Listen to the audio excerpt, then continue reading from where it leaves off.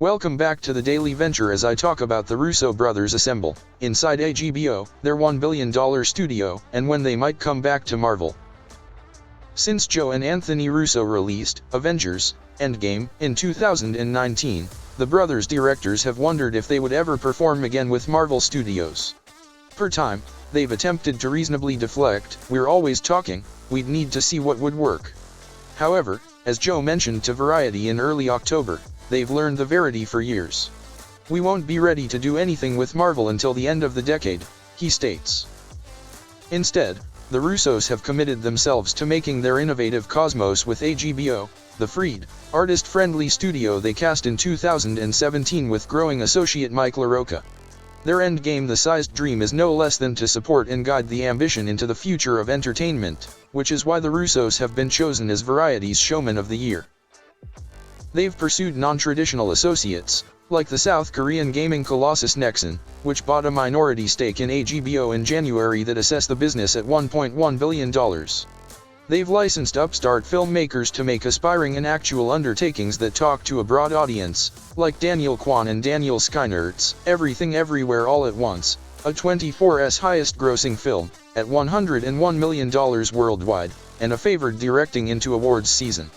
And they've performed with streamers to make franchise-able storytelling cosmoi on an international scale, like previous summer's Netflix secret agent Nailbiter: The Gray Man, which includes a sequel and a prequel already in effect, and the forthcoming $185 million Amazon Prime Video spy series Citadel, which has 2 spin-offs developed for India and Italy and more on the way.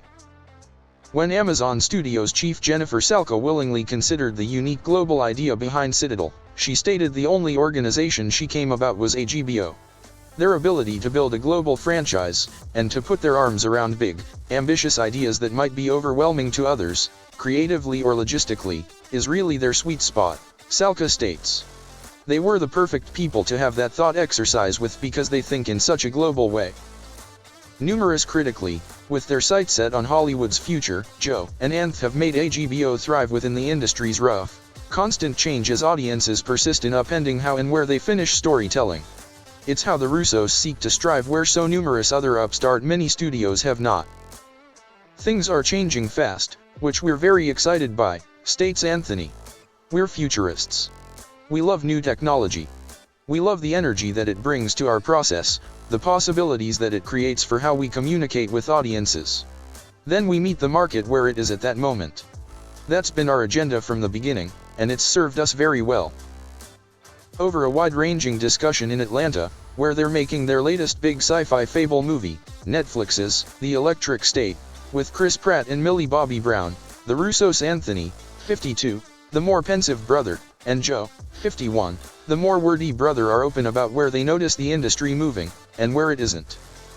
One instance, Endgame opened to a record-shattering $1.2 billion worldwide box office on its first weekend. Could another movie equal, or even approach, that kind of explosive success? "It will never happen again," Joe states.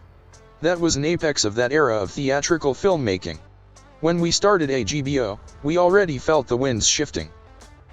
It's hard to envision a more comprehensive basin between Endgame and the Russos' foremost part, a bold, practical meta-comedy dubbed pieces that the brothers funded with approximately $30,000 in credit card debt.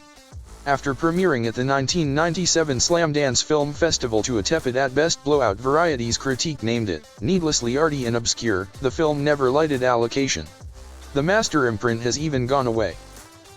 The only individual who appeared to want pieces was Steven Soderbergh, who noticed a kindred anti-establishment vibrancy in the Russos and went out to set a meeting. The brothers hoped their film's hero, the guy who had all but created an overnight sensation in the independent movie, to offer them sage recommendations on how nicely to resume pursuing their muse. Instead, as Joe recalls, Soderbergh informed them that if they sought films akin to pieces, they'd never make another movie. "It was a devastating thing to hear," Joe states as Anthony nods before plunging back into a container of fusilli at one of their favorite Italian restaurants in Atlanta. Joe, however, isn't dining. "I do like intermittent fasting when we're shooting. Otherwise, it's very easy to have 2 ice cream sandwiches a day." He sighs. "My kids are making me do this." He has 4 children, and Anthony has 2. In time, however, The Russos understood that Soderbergh's suggestion was a hit in the face. They ought to admit that to have possible filmmaking careers, they had to bring their sensibilities into the mainstream. It wasn't a simple prospect. As dyed-in-the-wool Cleveland natives, the brothers had grown up with a perpetual chip on their shoulders. We were, by our nature, not just outsiders but, like, irredeemable outsiders, Anthony states. There's no saving Cleveland, and we felt very Cleveland.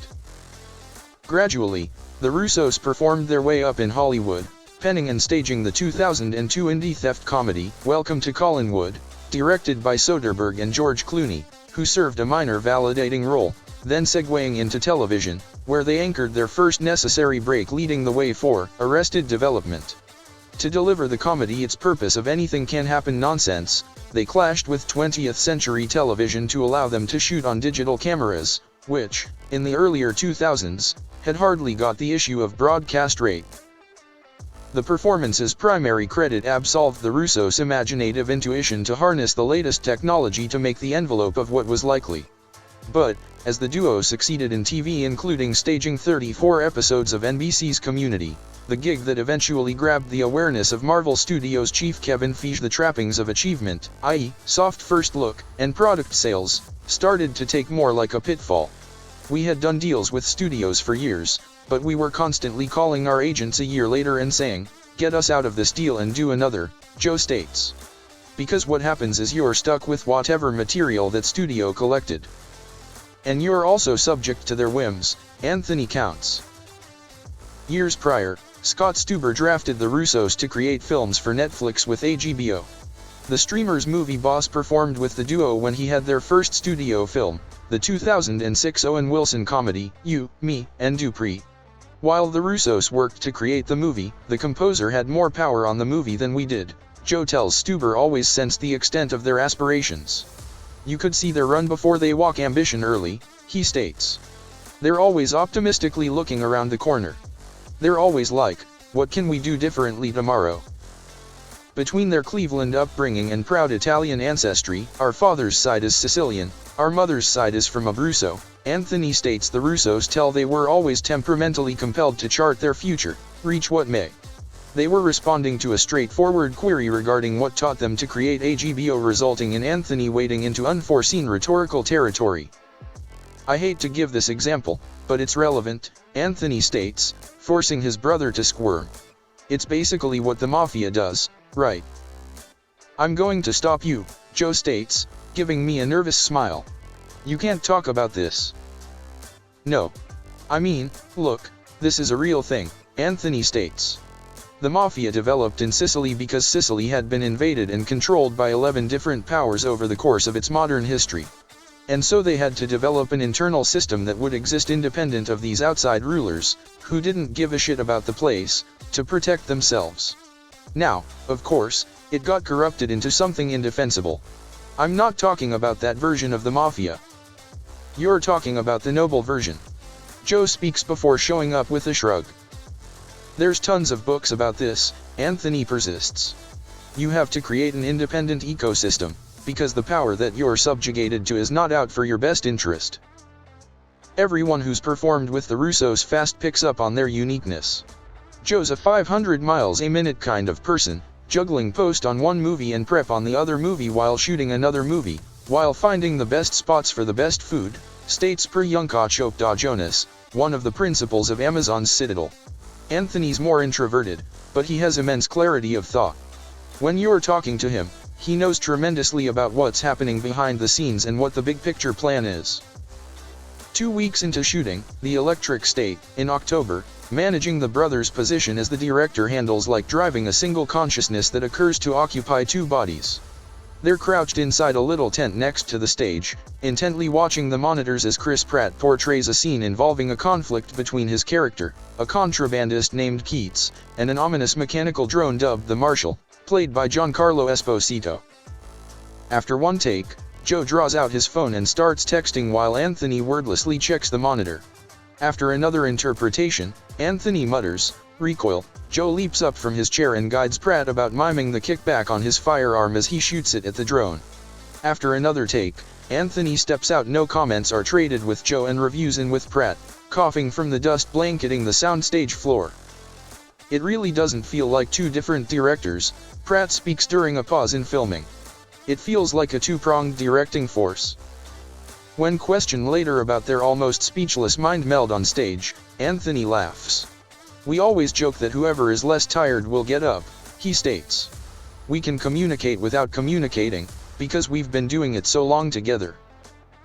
If there's a platonic model for an HBO production, it may be The Electric State.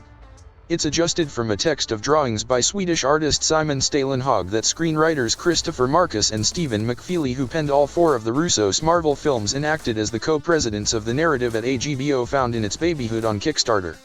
Stalenhag's book, printed in 2018, is a string of provocative and disturbing pictures of a girl and a robot traveling in an American country approximately the mid-1990s, littered with the remnants of a civil war between the US and the robots that earlier helped it. That's as far as the reader's history runs, but the Russos were still drawn to the case of producing a big canvas film about this one girl, performed in the movie by Millie Bobby Brown, and the direction of far better, superior storytelling opportunities. It seemed to us that the world of this story was so big that you could easily find other narratives in it, Joe states. How do we build a much larger context for what's going on here? That feeds our ability to tell multiple stories.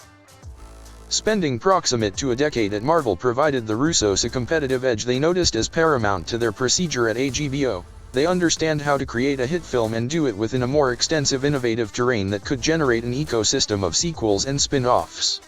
The creative department, run by the youngest Russo sibling, Chief Creative Officer Angela Russo at Stowe, uses a mythology coordinator, whose sole position is to follow all the narrative lines for every franchise originated at the studio. The expertise the brothers made making out the MCU is helpful in a marketplace overwhelmed by media organizations Netflix, Amazon, Apple, without the extensive library of unique effects held by the Heritage Studios. "I can only make original movies," states Netflix's Stuber. "But can I make original movies that have worlds that can be repeated organically and characters that you want to come back to?" They're thinking in those terms. They've learned that muscle of, okay, are there ways we can expand this universe? Always knowing that the first one has to be great. Stuber is far from the sole friend and former associate of the Russos related to HBO. When Zoe Saldana was glancing for a home for the Bluff, a period pirate nail-biter from writer-director Frank E. Flowers, Haven, that she's having with her sisters, Mariel and Cecily, for their organization Sinistar, she recognized that when creating Infinity War and Endgame, the brothers brought her aside. "They looked me in the eye," she states, "and were like, if you ever have a project, you need to count on us, because we're going to have your back." She counts, they really are building solid, strong relationships with actors that want to expand their craft. Not just from acting, but as producers and writers and directors. The Russos have embraced all sorts of Marvel alumni into their shows. The Electric State, editor Jeffrey Ford and lead camera operator Jeffrey Haley are even executive producers on the film. First assistant director Chris Costaldi is a producer. One of HBO's first productions, the spy thriller Extraction, played by Chris Hemsworth and was steered by Chris Evans' stunt performer, Sam Hargrave, in his directorial debut. Both are coming back for a sequel in 2023. And Evans played memorably against class as the unprincipled baddie in The Gray Man. I think part of the reason we gravitated to Marvel is they were another family unit made up of lovely people and lovely creatives, who also like being in a cooperative, Joe states. "We always built communities around us of other artists and creatives that we would invite into a circle with us." For Pratt, that sense of lineage encompassing the Russos persuaded him to make The Electric State in the first place. "I was going to take the rest of the year off," he states. "If you took all of the qualities they have, their effectiveness, their discernment, their artistic vision, their desire to empower the people around them to build great projects, surround themselves by great people, that's all very enticing. It'd be enticing enough to work with them even if they were kind of jackasses. But, it turns out, they're good people. That's kind of rare, you know? There's a lot of people who are continuing to work, and the experience of working with them is miserable. The juice is sometimes not even worth the squeeze. You might have a really great product in the end, but the process of making it has been a troubling journey. These guys make it really fun." Should The Electric State echo with audiences when it premieres in 2024, AGBO is well underway with creating other routes into its more general storyline. How AGBO will know whether the movie is successful is one of the abiding mysteries of the streaming age. Take The Gray Man. Netflix documents that it's the fourth most watched English-language movie in the organization's account, and the Rusos state they've been informed that more than 100 million funds managed it in its first 28 days, which they catch as a natural landmark for victory. It's very difficult to get 100 million people to watch anything, Joe says. Stuber waves off questions about why Netflix didn't give the movie a more robust theatrical release. It is noted that the company's business model is about the acquisition or retention of subscribers. We've seen that there's a ton of enthusiasm in both those areas when we deliver these big movies, he says. This is before his boss, co-CEO Ted Sarandos, later doubles down on keeping Netflix's movies on the service rather than screening them in theaters. Nevertheless, it remains incomprehensible for anyone beyond Netflix to understand how much cash The Gray Man with $200 million in funding made for the streamer if such a straightforward cost-to-revenue metric is likely or suitable, and multiple insiders tell it isn't. Nevertheless, in August, Warner Bros. Discovery CEO David Zaslav all but shouted out The Gray Man by name in his statement that pricey tentpole films do not create economic substance as only streaming options. An idea he made to explain his notorious determination to withdraw the almost finished HBO Max superhero movie Batgirl and bring a tax write-off instead. It's rare that I can think of something that high-profile, that expensive, that was murdered in such a way, Joe tells of the untimely end of Batgirl amid a recessionary thrift that has Hollywood concerned. It's sad, but we're at a time in the business where corporate sociopathy is going to rear its head because people are scared. That anxiety is why the brothers are unbothered by The Gray Man not having it in cinemas for more than a week. I've got 4 kids, so I can identify Gen Z's habits pretty accurately, Joe states. They don't have the same emotional connection to watching things in a theater. With the continued decline of moviegoing and the dangerous erosion of the theatrical interaction, the Rusos produced no secret, during their press outing for The Gray Man, of the verity that they noticed film cinemas as old-fashioned and increasingly outside, which attracted intense denunciations from movie fans who think movies is tied inevitably to the theatrical background. The Rusos encountered the backlash both unsurprising and unpersuasive. This is a shoot-the-messenger situation, Joe states. I'm just telling you what I see, as a guy who has been in this business for 25 years. I don't know that the market is going to be able to support art house films the way that it did in the past. During our interview, Joe conveys before and often that he and Anthony do not like to pick a scrabble with movie fans. I hope theatrical companies thrive, I don't wish ill will. But the brothers are also unashamed about voicing their opinion that movie making is in withdrawal as audiences persist in gravitating to more personalized terms of storytelling. I've had conversations with the folks at Disney recently. They have the same philosophy, that we're headed towards the digital future that allows them to access their audiences anywhere at any time with any of their assets, Joe states. Whether we like it or not, the advent of AI, the advent of three-dimensional projectors that don't require glasses, the advent of deepfakes, everything that's coming is going to transition the face of media as we know it. And we're interested in turning the car towards that. AGBO's association with Nexon, which has an expansive global impression but is more secondary known in the US, is a valuable part of that process. When Nexon movie and TV president Nick Van Dyck first encountered the Rusos in 2021 to examine the deal's potential, he was hit by just how helpful the brothers were in pushing beyond old business standards. It's a special combination of ambition and humility, he states. One of the things they said in our first meeting was, our kids don't watch movies the way we did, and we were kind of late to the game with this last generation of storytelling. The collaboration will let AGBO adjust Nexon's games and Nexon to gamify AGBO's scope, but maybe most fascinating is how it shows the potential of investigating new routes for storytelling overall. Filmmaking is going to transform into some other medium, Joe states, producing more live and the longer we stay on this issue. I don't know what that media is going to be.